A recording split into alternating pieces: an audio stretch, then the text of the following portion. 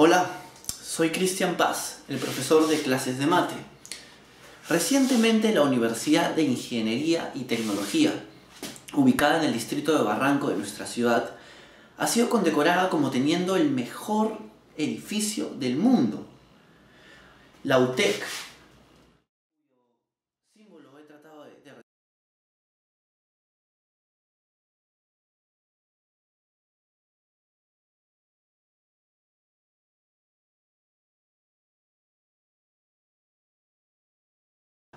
Teniendo eso en cuenta y teniendo en cuenta además el tipo de especializaciones que esta universidad ofrece, esta moderna y reciente universidad, dicho sea de paso,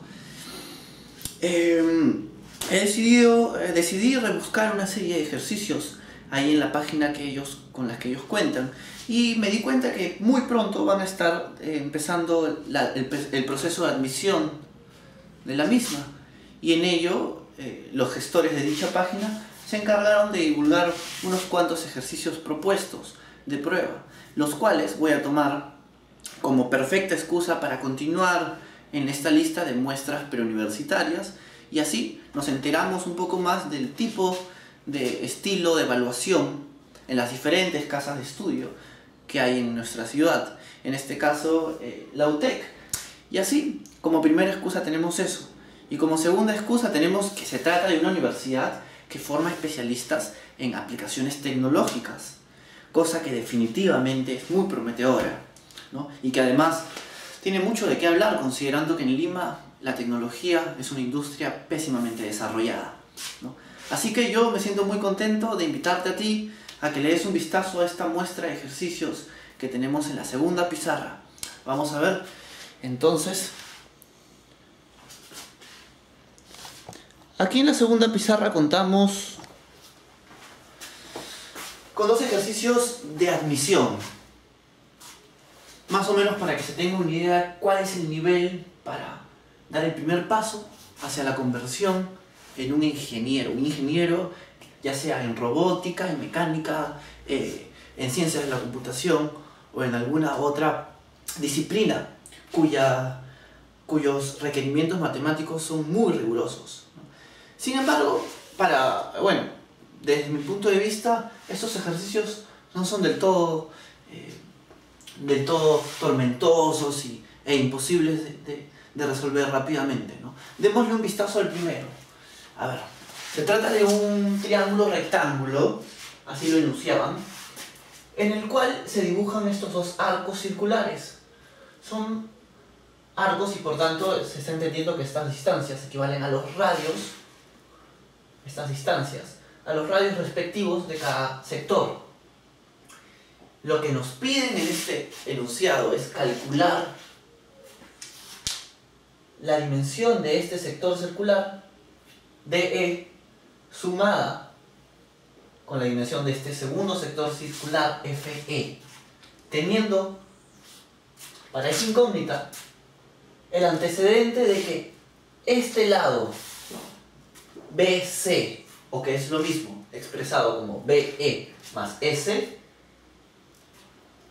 es de 1 centímetro. Así que eso implica que tendremos que responder en estas mismas unidades dimensionales, en centímetros, pero aquellas dos curvas que se desprenden en virtud de la partición que se hizo E sobre este lado. Pues el análisis es muy rápido y vamos a ver en esta pizarra cómo lo resuelvo. Ocurre que yo puedo elegir cualesquiera dos números A y B que correspondan a estas distancias y que sumados, por tanto, sean 1 centímetro. Teniendo eso en mente y teniendo además que estos son sectores, podemos encontrarlos repetidos así y apelar a un principio muy elemental al momento de calcular longitudes de circunferencia. Cuando tenemos un círculo, una circunferencia de radio sea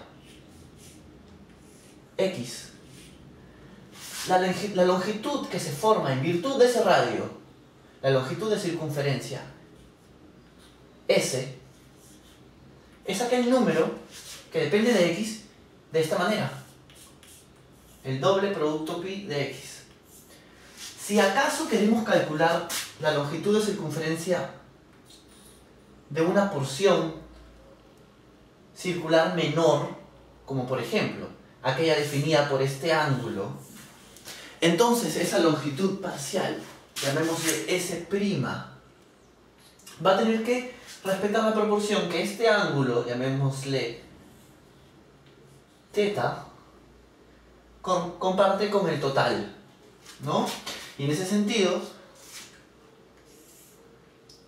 la proporción que comparte θ con el total es aquella que multiplica el mismo ángulo θ y se le divide entre 360 grados, en caso de que asumamos que θ está en el sistema de unidades sexagesimales, ¿no?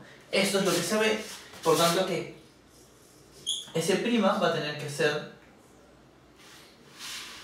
una fracción que depende de x, de acuerdo a estas relaciones entre el ángulo y el total de la vuelta de la circunferencia. De modo que tenemos 180 abajo en caso de sexagesimales y arriba tenemos pi multiplicado por el ángulo. En el caso del problema, los ángulos con los que contamos para hallar las longitudes de los segmentos son ángulos de 45 grados. ¿Por qué? No en vano, no de forma gratuita. Resulta que en el problema, en el enunciado que no he incluido aquí, se le indicaba que el triángulo rectángulo en cuestión era isósceles. Y eso implica que tiene lados idénticos, AB igual a AC, y que además los ángulos son idénticos, 45 y 45. De esa manera, este sector va a corresponder a toda la circunferencia en una proporción de 45 contra 360, lo que es un octavo. O sea, si lo reemplazamos en la fórmula inicial, el ángulo que acá tenemos es 45 contra 360, es un octavo. Una octava parte de toda la vuelta, ¿no? Claro, si esta es la circunferencia trigonométrica y cada cuarta parte es 90 y luego la partimos en 45, esto es la octava parte del total. Un octavo que se va a multiplicar por 2πx, o sea, un cuarto de πx. Un cuarto de pi por el x, que es el radio en este caso A, va a equivaler al arco correspondiente que se da en virtud de ese ángulo de 45. Un cuarto pi A es eso. Y por otro lado, en el segundo sector, mismo método, mismo ángulo, misma proporción. Un cuarto de pi, pero otro radio, ahora es B, es igual a EF. Entonces, repitamos. DE es un cuarto de pi de A. EF, un cuarto de pi de B. Y así, teniendo esta información, esta premisa, factorizando brevemente y de forma sencilla la suma de estas dos equivalencias, podemos dar cuenta que tenemos un cuarto de pi por A más un cuarto de pi por B, factor común un cuarto de pi, y obtenemos esto, un cuarto de pi factorizado de la suma de A más B.